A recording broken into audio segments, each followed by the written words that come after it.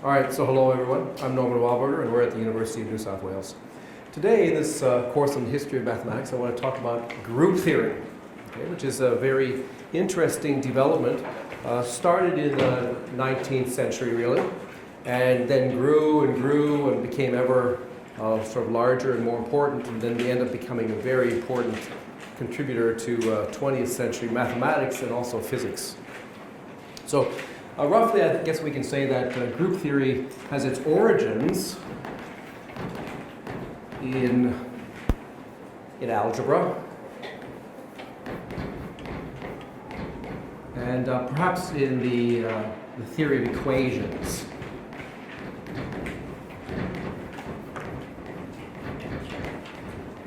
And its, I guess, most famous champion is that of Évariste Galois, brilliant young French mathematician who I guess was really the first one to really grasp the idea of a group.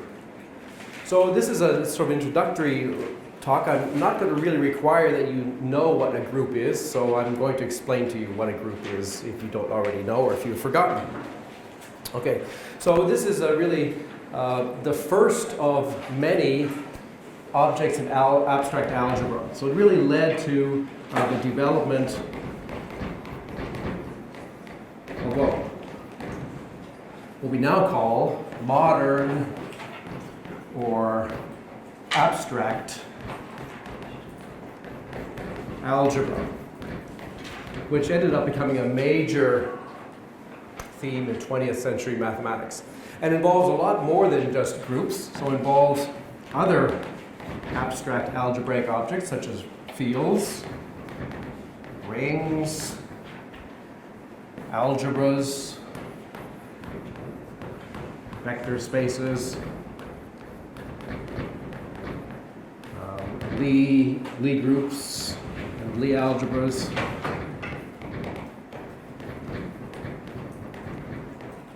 And in fact, quite a few other more exotic kinds of abstract structures.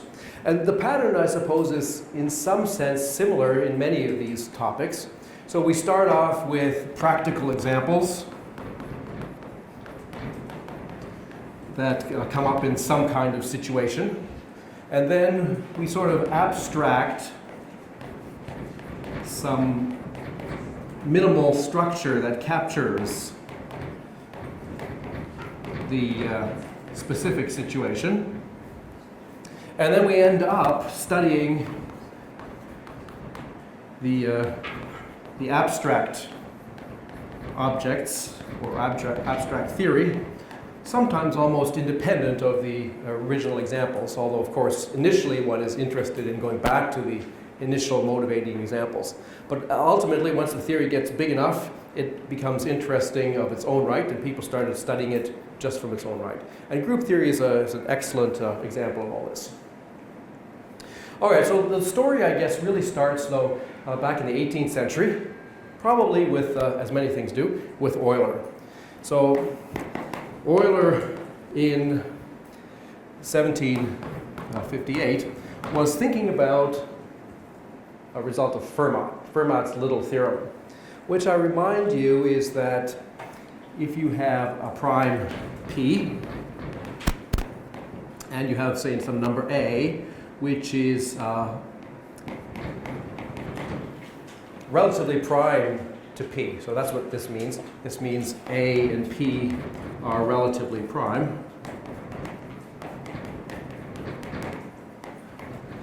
Then we have this theorem of Fermat, very famous and important theorem, that states that if we take a and we raise it to the p minus 1 power, then it's congruent to 1 mod p.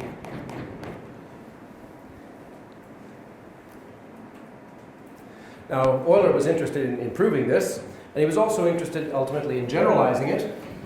So Euler found, more generally,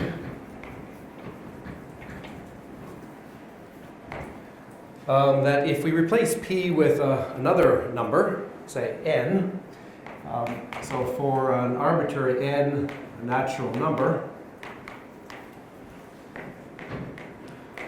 we can define phi of n to be the number of elements in the set K belonging to 1, 2, up to n minus 1, such that K and n are relatively prime. This is called the Euler phi function. This measures how many numbers less than n are actually relatively prime to n. So for example, phi of 5 is 4, because there are 4 numbers. All the numbers less than 5 are relatively prime to 5. But also phi of 8 is 4, because if we look at the numbers between 1 and 7, then 1, 3, 5, and 7 are exactly those that are relatively prime to 8. Okay, so this is called the Euler phi function.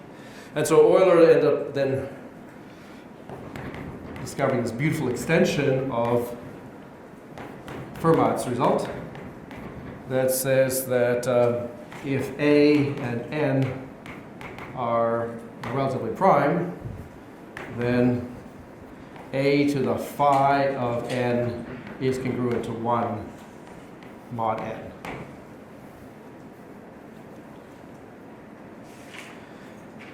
And it was really along the way of investigating these things that Euler came up with some algebraic structures that ended up being simple examples of groups.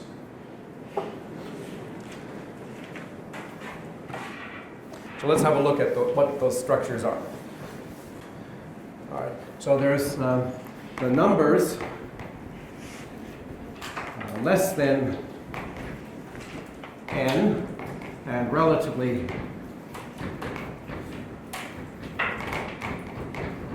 prime to n have an algebraic structure.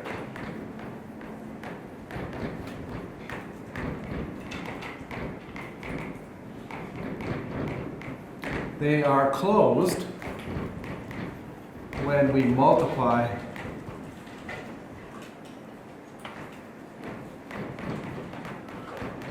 mod n.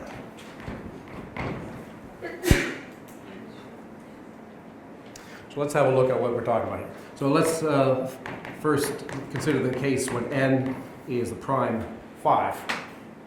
In that case, there are 4 numbers less than 5, which are relatively prime to 5, namely all of them. And this is the multiplication table of these 4 numbers, where we're going to do multiplication mod 5. And I remind you that means that we ignore all multiples of 5. Or we reduce things mod 5 by throwing away multiples of 5. And otherwise, it's just like ordinary multiplication. So 1 times 1 is 1, 1 times 2 is 2, and so on. And 2 times 1 is 2, and 3 times 1 is 3, and so on. And 2 times 2 is 4, and 2 times 3 is 6. But once we have 6, we can throw away 5, because we're working mod 5, so that just becomes 1. And 2 times 4 is 8. And again, if we throw away 5, we get 3. And similarly, 3 times 2 is 1, and 4 times 2 is 3. And what about 3 times 3? Well, that'll be 9. If we throw away 5, we'll get 4.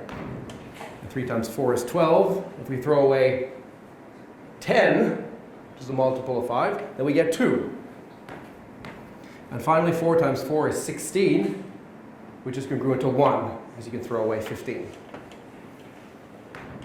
So this is a little multiplication table. It's not like an ordinary multiplication table that you learn in primary school. In fact, it's sort of simpler, because the numbers are all pretty small. But still, it has a lot of the properties of a multiplication table. So the key properties that make this a group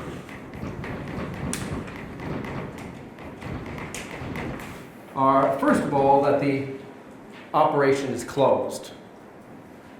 The multiplication, which is the operation, is closed. That means that when we multiply 2 of them, we get another element in the set. We're not going outside of the set. Secondly, there is an identity. An identity element. Well, in this case, 1. And what does the identity element have? It has the property that 1 times anything is the anything. And in either order, it doesn't matter what order you do it. Another property is that each element, say G, has an inverse, G inverse, which has the property that if you multiply G times G inverse, or G inverse times G, you get 1. So, for example, the inverse of 2 would be 3, because 2 times 3 is 1. While the inverse of 4 would be, we have to look around here for a 1, and there's a 1 in that row right there. So the inverse of 4 is 4. So what did I say? 2 inverse in this case would be 3. Well, 4 inverse is 4. 1 inverse is 1. And 3 inverse is 2. So those are 3 important properties, but there's one more, which is a little bit harder to check in general, unless you have some special information, and that's the associativity. That the multiplication, or the operation, is associative.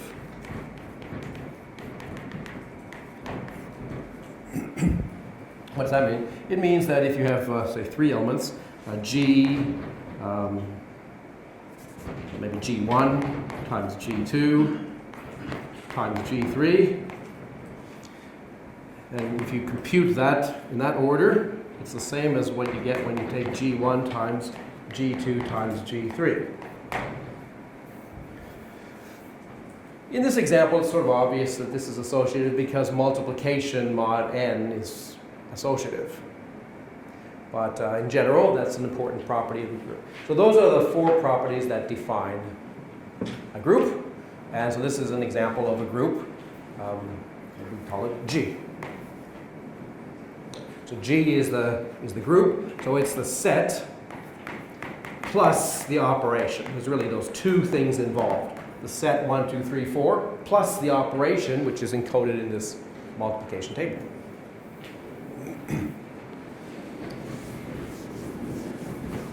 All right, so what Euler used, although he didn't say it in this language, but Euler looked at essentially another kind of example. So a second kind of example is when we go to a non-prime, like 8. And do the same thing for the numbers which are relatively prime to 8. Remember those were 1, 3, 5, and 7. And if we multiply those, mod 8, well, we get another kind of multiplication table that also defines a group, as it turns out. So here, this is multiplication mod 8 now. What's that look like? Well, 1 times anything is itself, so that's easy enough, and this column's also easy. And then 3 times 3 is 9, but 9 now, mod 8, is equal to 1. Remember, we can throw away multiples of 8. 3 times 5 is 15. If we throw away an 8, we get 7. And 3 times 7 is 21. And if you throw away 16, which is a multiple of 8, we get 5. This is commutative, so if I know that row, I also know that column. 5 times 5 is 25. If we throw away 24, which is a multiple of 8, we get 1. And 5 times 7 is 35. If we throw away 32, I guess, we get 3. And finally, 7 times 7 is 49. If we throw away a multiple of 8, 48, we get 1. This is another example of a group. It's clear that there's an identity element. It's clear that each element has an inverse because every row has a 1 in it. That's essentially the inverse property.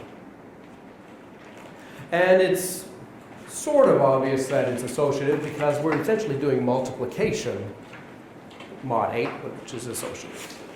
So this is another example of a group, but notice that it has some rather different properties than this one. So here, note that each element is its own inverse. So for example, in this case, 3 inverse is 3, 5 inverse is 5, etc. And although Euler didn't put it in this language, his proof of these theorems really was more or less some basic arguments in group theory. And I guess to understand that, the next chapter in the story, we have to go to the theory of equations, where group theory raised its head in a very serious way. So the theory of equations, theory of polynomial equations, was something that 17th and 18th century mathematicians were very interested in. And in particular, they were interested in formulas like the formula for the quadratic equation or the cubic equation that had been discovered by Cardano, Tartaglia. And there was then also a corresponding formula for a quartic equation, degree 4. And people were interested in what's the general formula for an arbitrary polynomial equation of higher degree. This is like a major challenge that a lot of people tackled. And amongst them were Vandermonde and notably Lagrange, who wrote a very big and beautiful paper on these things. And then eventually, as we mentioned, Galois, who in some sense sort of understood what was really going on. And Galois was the one to find out, really understand that the quintic equation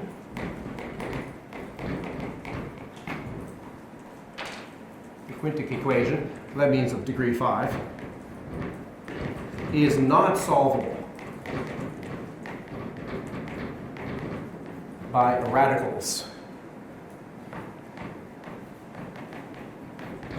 It's not solvable by radicals. What that means is that if you have a general 5th degree equation, maybe like x to the 5th plus 7x cubed plus x minus 5 equals 0, if you want to solve that equation, then chances are there's no formula that you can write down like the quadratic formula or the cubic formula. There is just no such formula. That's what Galois understood. That's what, sort of the culminating point that this hope or this dream of finding ever more complicated formulas for higher degree equations was just not possible. That something stopped at degree 4. Degree 4 you could do, but degree 5 and higher you couldn't. And Galois' real understanding of this was built on the work of Lagrange and others. And really ultimately, perhaps later, it was clear that there was some group theory going on that was really at the heart of Galois' theory. Okay, so we might say that Lagrange was interested in roots of equations, roots or zeros of equations, and he was then interested in permutations of roots.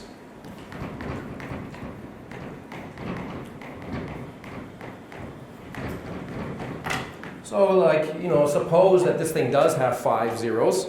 Then he was interested in what happens if you sort of permute those zeros around and various algebraic combinations of those things around.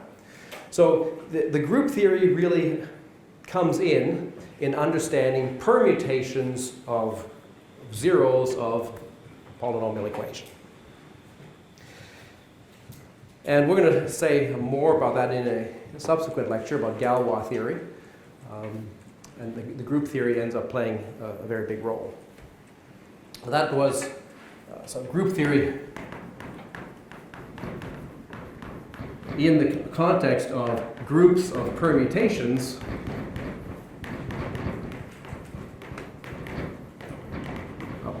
plays a central role.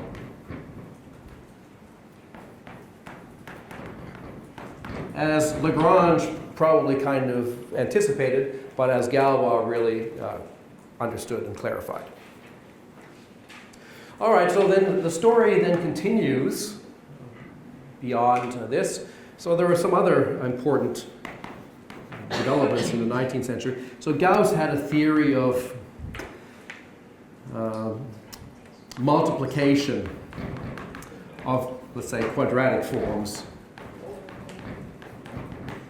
which is a little bit complicated, but which also ended up being essentially group theoretical. So Gauss also had the group concept and was working with it to a certain extent.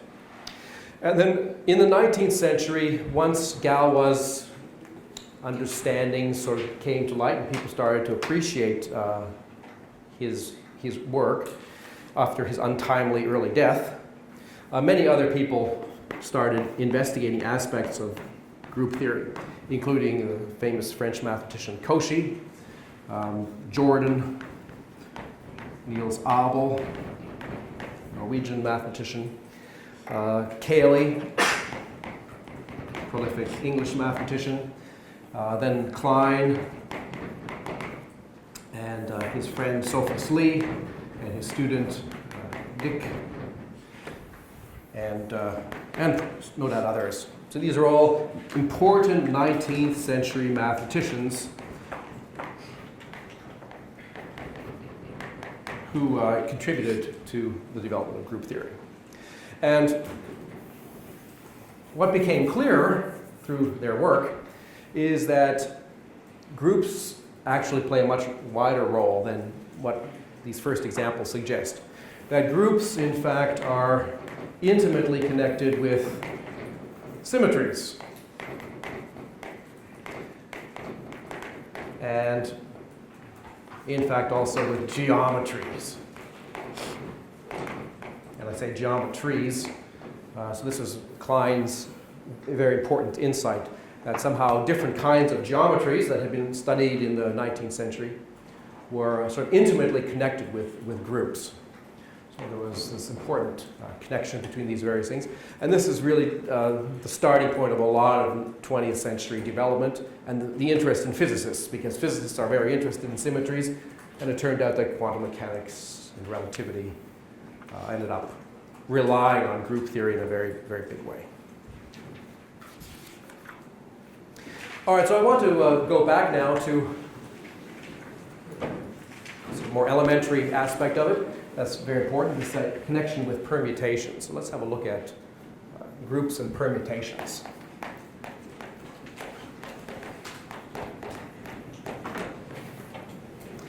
Okay, so there's a basic fact that due to Levi ben Gershon, who's a Jewish scholar, 1321, who realized that there are n factorial permutations of n objects. So we can count the number of permutations. If you have n things sitting in the table, you want to know how many ways can you rearrange them. There are n factorial ways of rearranging them. In the 19th century, it became clear that these n factorial permutations actually formed an algebraic structure. Okay? It's not just that there's a set of permutations, but that these permutations can be multiplied in a natural way. And that when you do, you get a very important group called the symmetric group. So the symmetric group, Sn, is just the set of permutations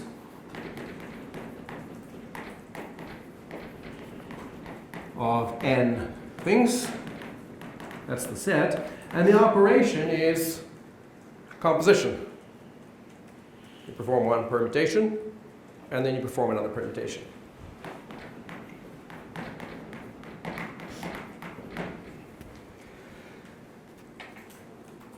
And this is quite a different kind of group in many ways than the examples that we were talking about, because in particular this is a non-commutative group. In the examples that I gave you from number theory, the groups were commutative. That means A times B is B times A. That's not a necessary property of a group. And so these symmetric groups are examples of non-commutative groups. All right, so to try to set the stage here, I'm going to just look at the simplest one. So we're going to look at just S3, which is also pretty interesting and sheds a lot of light on the general situation. So if you understand S3, it's not so hard to imagine how the higher things work. So how many permutations of 3 things are there? There are 6 permutations, 3 factorial is 6. So we can list these permutations in a number of different ways. And let me do that in a kind of a row here. So let's have a look at first a sort of naive way of thinking about them. I'm just going to put 1, 2, 3, 1, 2, 3 above each other here 6 times. 1, 2, 3, 4, 5, 6. Okay, and so this is just the identity that sends 1 to 1, 2 to 2, 3 to 3. This one here interchanges 1 goes to 2 and 2 goes to 1. Interchange of the first 2. Leave the third one where it is. This one we're going to interchange. It doesn't really matter. Let's say interchange 2 and 3, and we'll leave 1 where it is. And the next one will interchange 1 and 3 and leave 2 where it is. And then there's 2 more permutations. We could send 1 to 2 and 2 to 3 and 3 to 1. Or we could send 1 to 3, 2 to 1, and 3 to 2.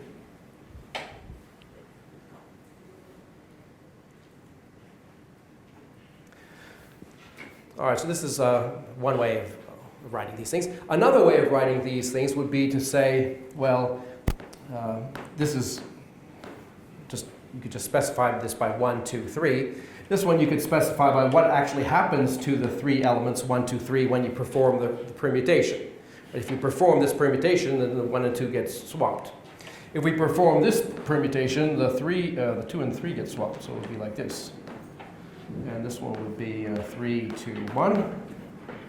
And this one would be 2, 3, 1.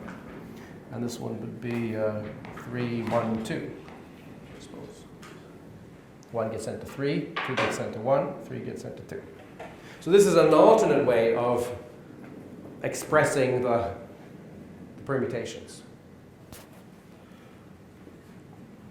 There's another useful way that people developed, which is called cycle notation.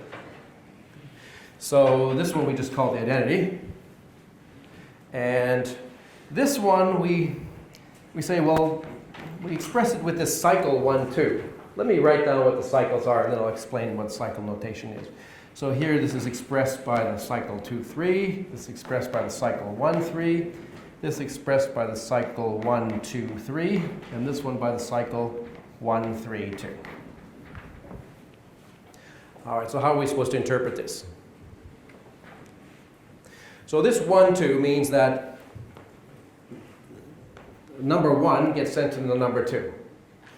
And when you get to the end of the cycle, you have to go back to the beginning. So 1 gets sent to 2, and 2 gets sent to 1. Similarly here, 2 gets sent to 3, 3 gets sent to 2. Similarly here. This one means that 1 gets sent to 2, 2 gets sent to 3, and the last one gets sent to the first one.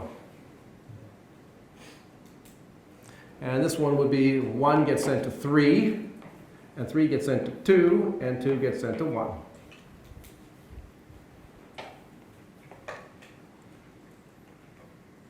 Okay, so we've got the elements of our group. Now let's do some multiplication. So let's agree that our multiplication will be the following. That if we take, say, G times H means do G first, do G, and then H.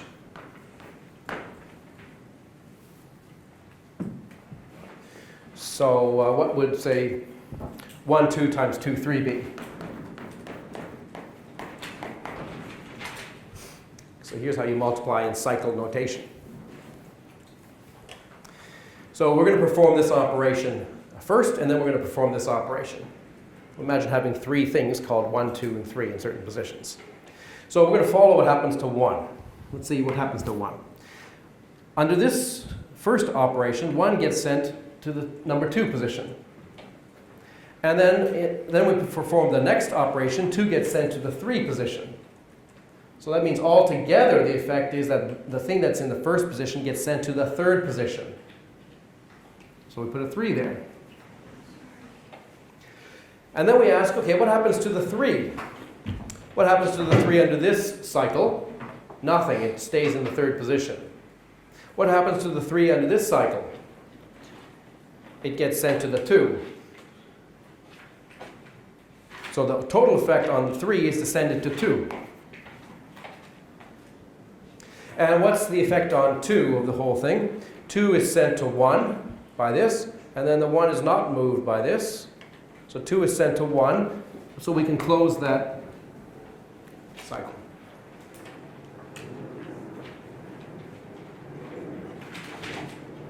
All right, so I can illustrate that in another way. If I start with 1, 2, 3, and I perform 1, 2, I'm swapping those ones around. And then if I perform 2, 3, I'm swapping these ones around. So 1 gets sent to the 3rd position, 3rd gets sent to the 2nd position, and so the effect is that 1 is sent to the 1st position, 2 is sent to the 1st position, and 3 is sent to the 2nd position.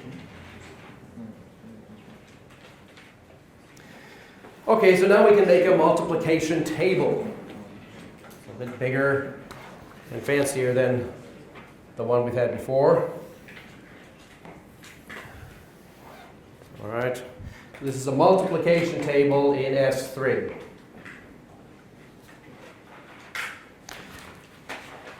So we have the identity. We have 1, 2. We have 2, 3. 1, 3. 1, 2, 3. And 1, 3, 2. And the same elements down the column. 1, 2. 2, 3. 1, 3. 1, 2, 3, and 1, 3, 2. All right, the identity element is like the identity element. When you multiply it by anything, you just get whatever it is that you're starting with. So that row is easy, and that column is also easy.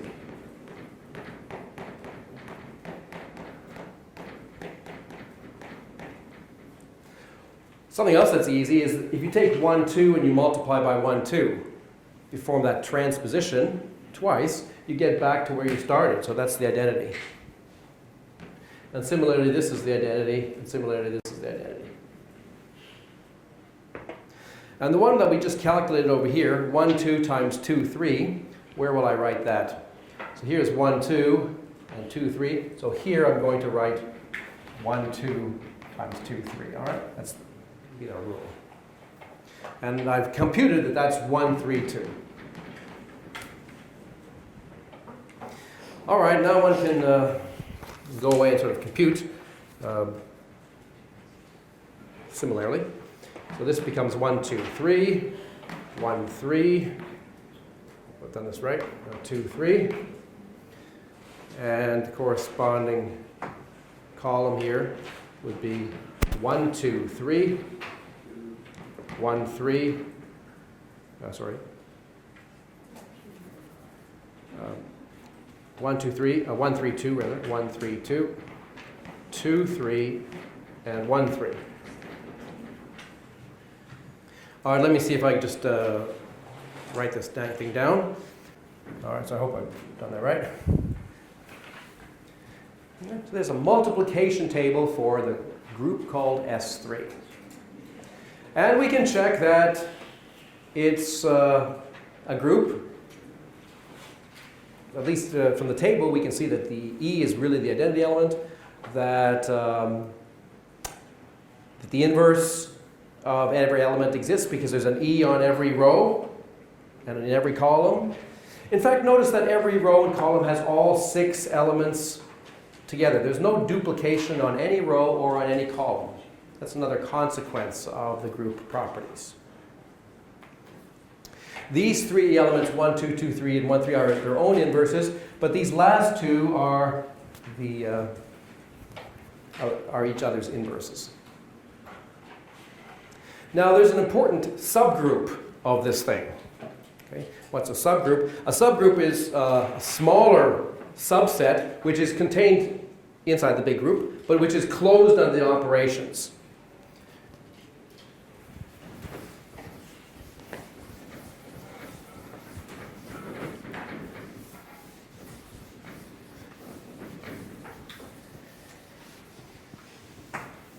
So S3 has subgroups. Well, first of all, just the identity element itself is a subgroup, sort of trivially. And the whole group itself is also considered a subgroup, so we'll list them first. And then there are some subgroups with just 2 elements, E and 1, 2. So this little block here is just by itself a little group with 2 elements. And similarly, there's E and 1, 3. And there's E and 2, 3. But there's one other subgroup, which is the most interesting one. And that's the one that doesn't involve the transpositions, that involves these cycles here. And so it's actually called A3. It has a name.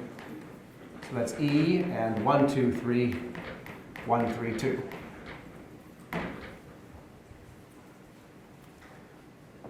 So A3 is called the alternating group.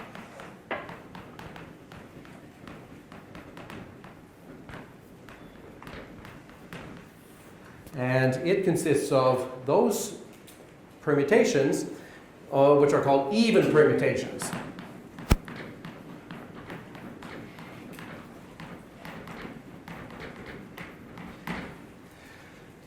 Well, what's an even permutation? There's a number of ways of saying what that is. Maybe the nicest way, if you know a little bit of linear algebra, is to say it in terms of a determinant. Okay? So if you have an operation like,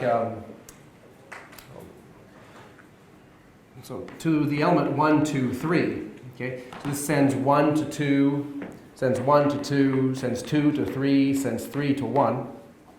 If we think of it in terms of having sort of a vector space approach, and think of these as sort of being vectors, then we can associate this to a matrix, say by 1, well, it depends whether we want to do rows and columns, I suppose. Let me do it this way. So 0, 1, 0, 0, 0, 1, 1, 0, 0. Okay. So if you take that matrix and you multiply it, say, by x, y, z, then the effect of that is, oh, maybe I should do a row. If I take this matrix and I multiply it on the left by the row vector x, y, z, then I end up with the row vector y, z, x. So that matrix performs the same kind of operation. Well, I guess that's y, z, x. Okay, well so the thing in the first position has actually gone to the third position. Okay, that would be what I would correspond to, be 1, 3, 2. That would correspond to 1, 3, 2. If I wanted to correspond to 1, 2, 3 in this system, I would do things this way.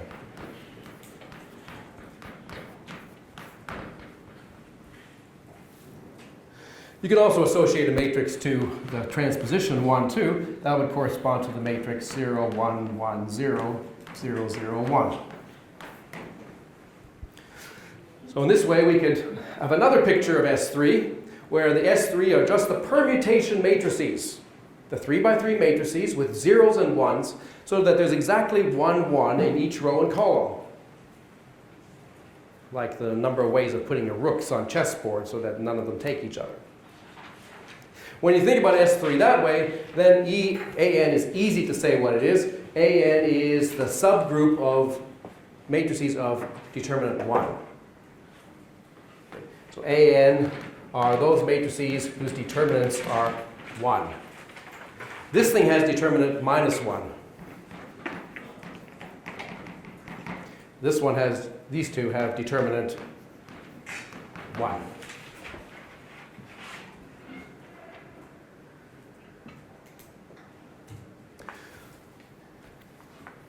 All right, so that's a very brief introduction to the symmetric group. And of course, we can consider those things more generally.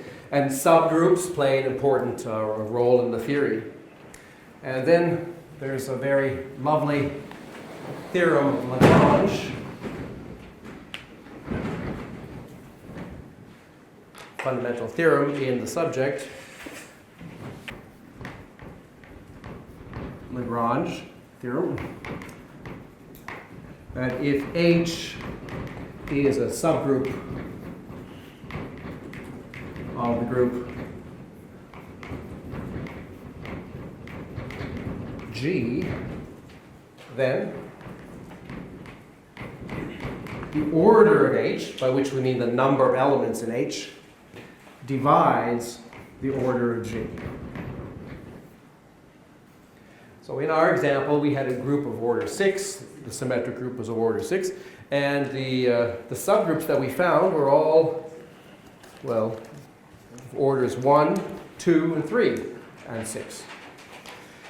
So there's no subgroup of order 4 inside the symmetric group of order 6. Lagrange's theorem says that whenever you have a subgroup of another group, the order of H has to divide the order of G. And in fact, that's actually sort of really the reason why Fermat's and Euler's theorems work once you think about it from a group theoretic point of view. All right, so that's a bit of an introduction to the permutation side. Then, but before I finish off with the all-symmetric group, I need to tell you another theorem, a very important theorem, due to our friend Cayley, which sort of shows that the symmetric group is, in some sense, a very fundamental group. That every group, well, every finite group, G, is isomorphic. Okay, that's, in group theory language, it means equal to, or essentially the same, is isomorphic to a subgroup of a symmetric group Sn for some n. So in some sense, if you understand the symmetric groups and their various subgroups, you understand all finite groups. Turns out that understanding all finite groups is an enormous task. And it's still a task that we are far from understanding now in the beginning of the 21st century. The people have been working very hard on it. But certainly, certain aspects of this are now much more well understood. But a huge amount of work has gone into the study of, what does the family or the zoo of all finite groups look like? And a lot of surprising connections to a lot of other things. In particular, there's this story now of connections with the polyhedra.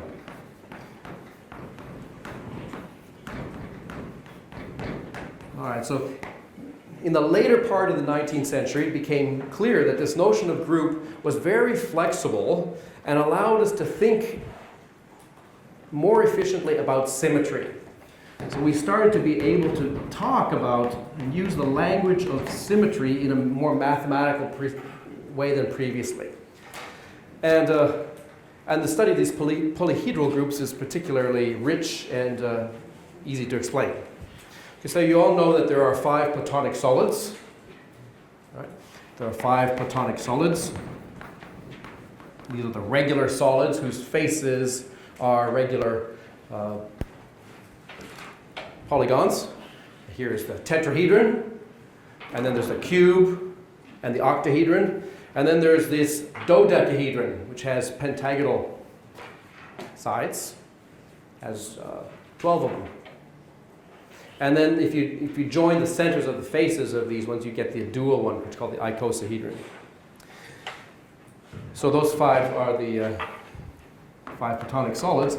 And once people started thinking about group theory, they started thinking about the symmetries of these things. And Felix Klein, who was a prominent advocate of the importance of group theory in thinking about geometry, and also was a foremost educator of the late 19th century, I wrote this important little book called The Icosahedron. It's a book all about the icosahedron. And I just want to quote a paragraph from this book. He's talking about rotation. So he's interested in a Platonic solid like this, and he's interested in the question of what are the possible rotations that you can do that will keep the thing looking in exactly the same position as it was. All right? So if I go like this and you close your eyes and I move it like this and open your eyes, you can see that I've moved it. But if you close your eyes and I rotate it like this, then it's kind of gone from itself to itself, but it's in the same position overall. You can't tell that I've moved it if you ignore these little things sticking out. Or maybe it's simpler to see in the case of the tetrahedron, right? If you look at this tetrahedron like this and you take a photograph, and then I go like this and say, take another photograph. It looks exactly the same. I've moved it, but it looks exactly the same. So we've done a rotation, basically a rotation of 3-dimensional space, which preserves the solid. So he was interested in these rotations, and so he writes, as soon as we enter upon the task of studying the rotations, by which the configurations which we have mentioned are transformed into themselves, we are compelled to take into account the important and comprehensive theory which has been principally established by the pioneering works of Galois, and which we term the group theory. Originally sprung from the theory of equations and having a corresponding relation with the permutations of any kind of elements, this theory includes, as has long been recognized, every question with which we are concerned in the case of a closed manifoldness of any kind of operations. We say of any operations that they form a group if any 2 of the operations compounded again produce an operation included amongst those first given. In this sense, we have at the outset the proposition that the rotations which bring one of the regular solids into coincidence with itself collectively form a group. So he's identifying that actually associated to each Platonic solid, there is a group of symmetries. Right. So each solid has a group of symmetries. All right, so let's say a few words about those. Let's start with the tetrahedron. What are the possible symmetries of a tetrahedron? Well, you notice it has 4 vertices. So if I'm going to move this around, let's say I fix one vertex, okay? I've got 4 possible choices of vertices to send that to. I can leave it where it is, or I can move it up there, or there, or there. So it's 4 possibilities. Let's say I choose one. So if I'm going to require that this vertex here is in that position, then I still have some more choice about the bottom triangle. I still have 3 positions that I can move that bottom triangle to. It's basically an S3 there of permutations of the triangle, but just the three rotations. So this 4 times 3 is 12 permutations altogether. So the rotations, or the group of symmetries, of rotations, let's say, of the tetrahedron turn out to be A4. Okay, that's inside S4. So S4 is a symmetric group on 4 letters. That has 24 elements. And A4, which is the subgroup of even permutations, is A4. And that's exactly, group theoretically, the same as the group of rotations of the tetrahedron. The group of rotations for the cube And for the octahedron, which are dual, is S4.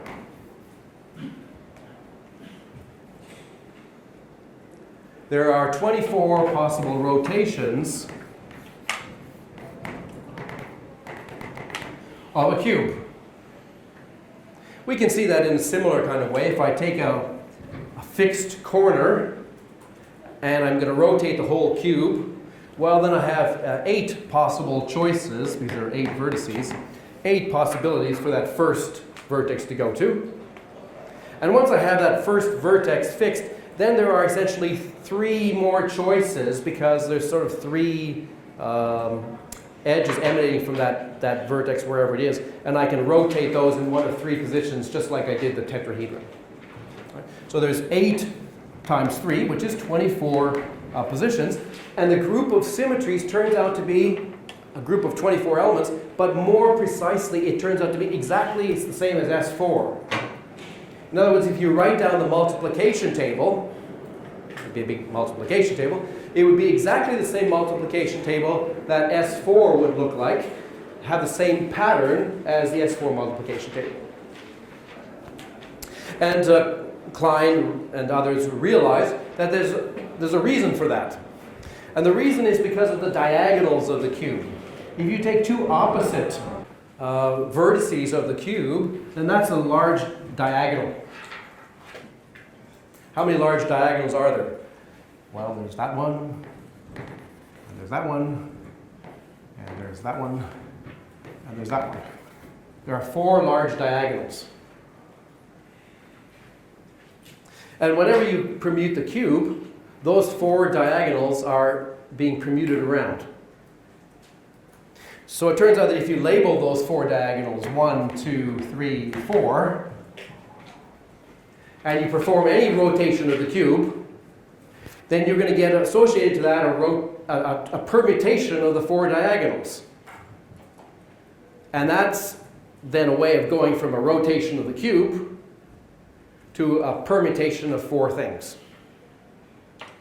And you have to think about it for a little while. It's a good exercise, a great little exercise, in fact, to convince yourself that any permutation of the diagonals actually comes from a rotation.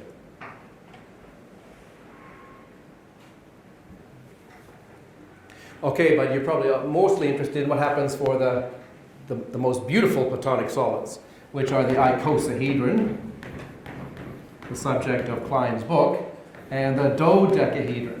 Dodecahedron.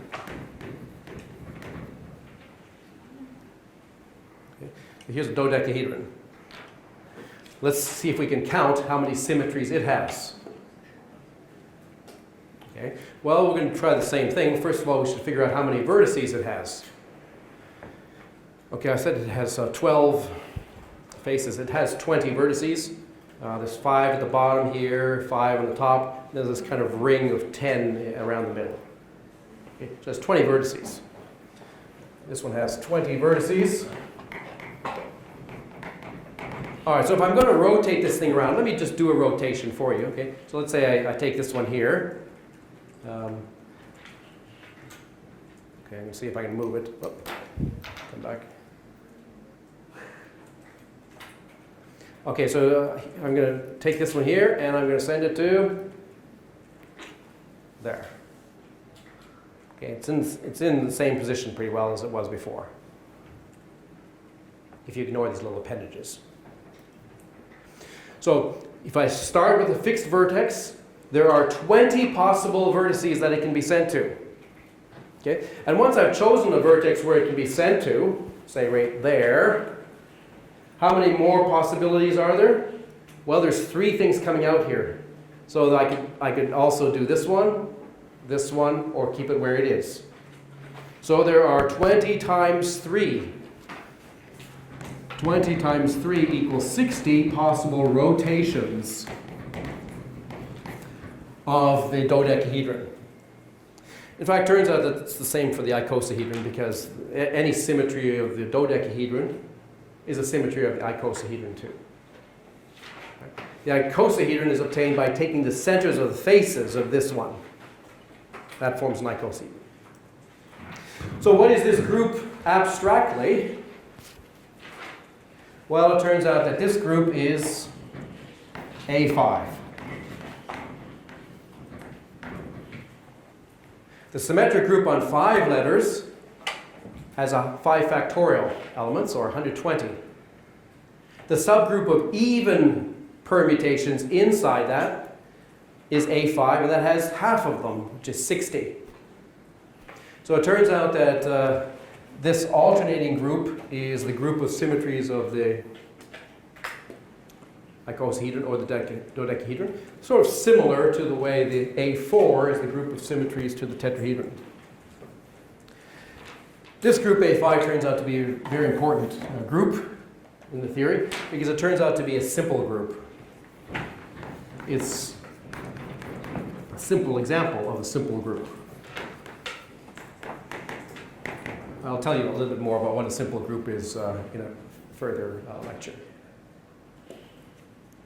Okay, so I might end just by talking to say a few more words about Felix Klein, who in a very important lecture at the University of Erlangen set out what he called the Erlangen, or sometimes Erlanger program. And basically the thrust of this was that geometry, or a geometry, is really determined by a group of symmetries.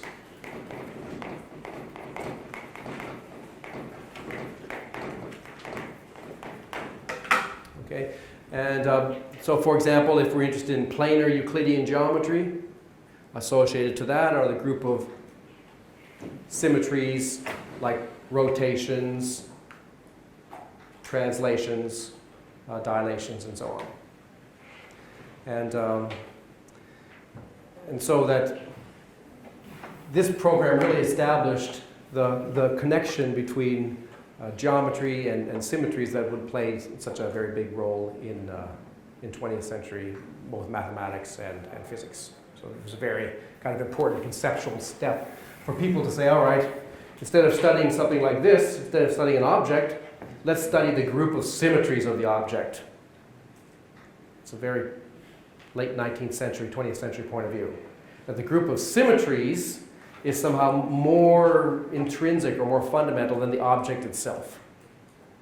That would turn out to be a very important idea in 20th century physics. All right, so in our next video, we're going to look at an aspect of this that I haven't mentioned too much about, which is the theory of Galois, connection with theory of equations, quintic equation, why doesn't it have a formula for its solution? So see you then.